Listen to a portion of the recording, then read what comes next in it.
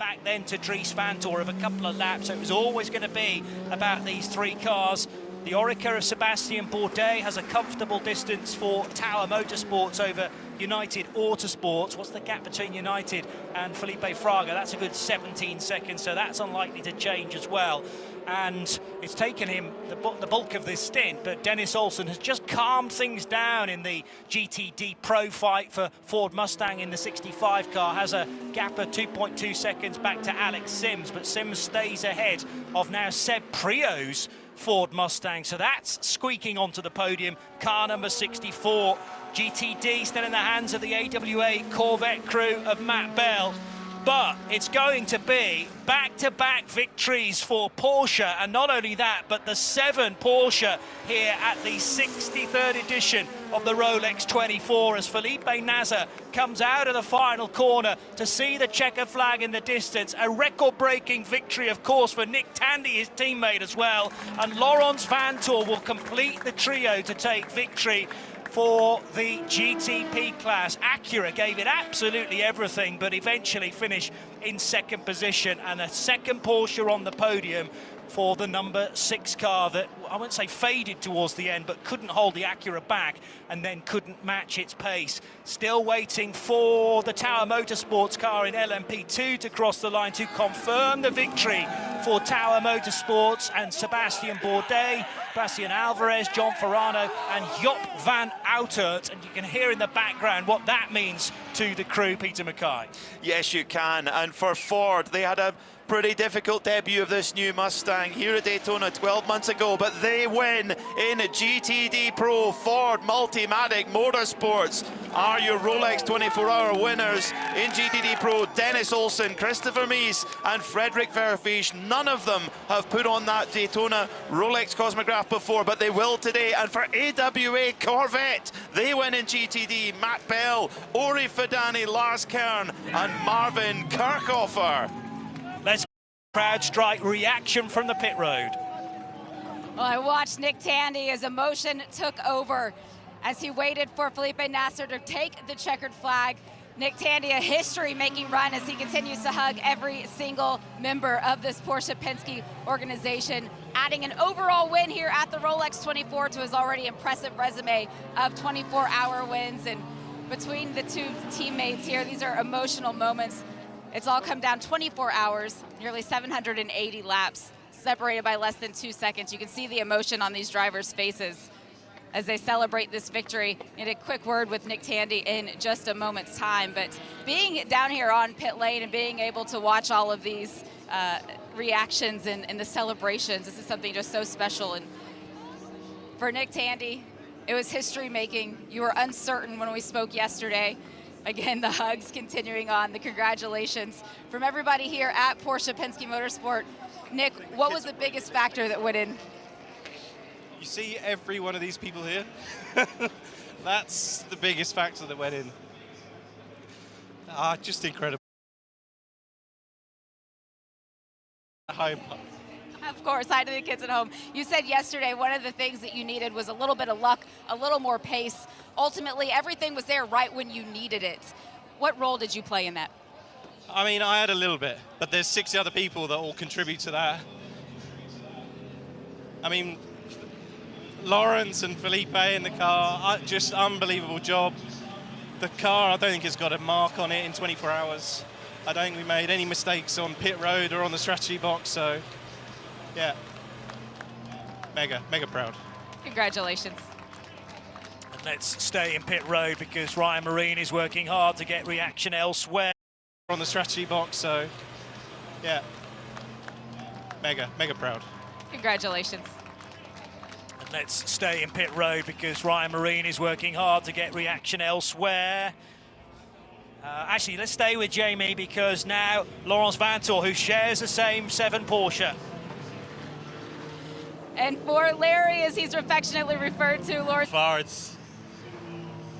Yeah, I've been wanting to win this race so long and I've came close so many times. So tough to hold on to drivers at this stage of the race because they all want to be grabbing their team. So Job van Outert, though, we've got him back, Ryan Marine. Able to snag him away thanks to our colleagues at Dutch TV to let me speak with one of your LMP2 class winners, Jo van Outert, Tower Motorsports. I was watching you for the final 5-10 minutes. The tears were already welling up.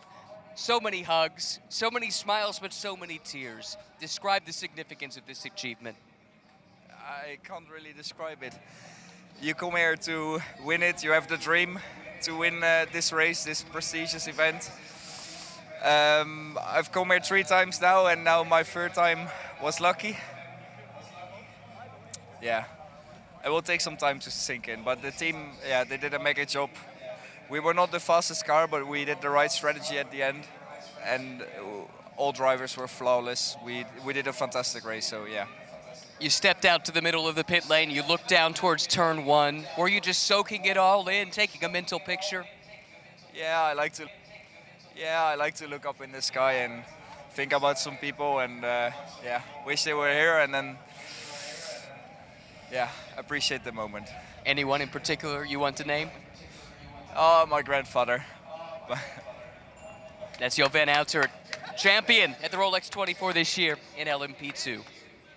Yeah, and as he wipes away the tears, he'll be, I'm sure, straight into the next embrace down at Tower Motorsports. It was a weird old class LMP2. It had so many different drivers and cars that might have won it, and then 1 or 2 just fell away in that closing stint because of spins, contact, also late fuel required, and the 8 car had seemingly planned everything to perfection to come home.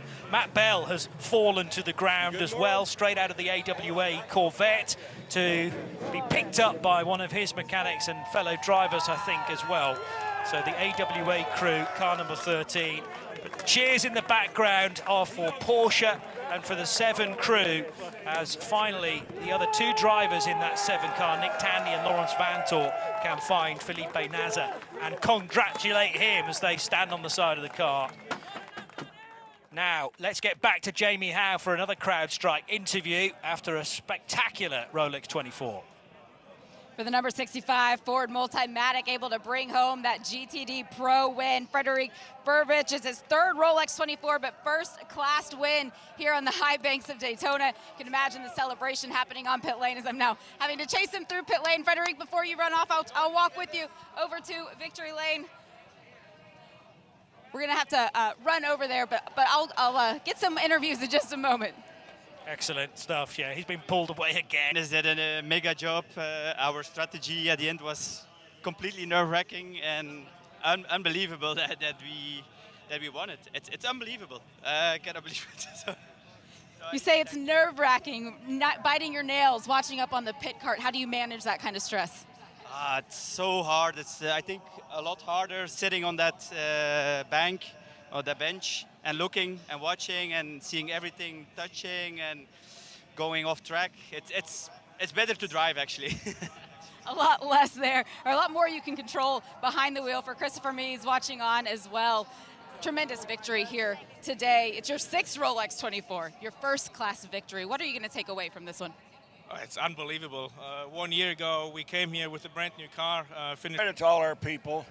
The relationship that we have with Porsche is a team operation, one organization. I'm thrilled. And you let your 2 cars fight it out for the win at the final hour. Oh yeah, it was something there at the end. I tell you, I didn't like that, but you can't let it go. We'll let you celebrate, Roger. That's the captain, Roger Penske. Super stuff. I think he said we've just got to let them do that late on, and why not? Because it's worked for them. Not quite perfectly. 1st and 3rd for the Penske 963s. Dennis Olsen, fresh from the Ford Mustang and GTD Pro, now with Jamie. Thought it was interesting, Dennis's co-drivers stating that it's actually easier to be in the car there for that final stint of the race, being able to be in control, but you were the one that got the honors of bringing it home, getting this win for Ford and Multimatic. How do you celebrate tonight?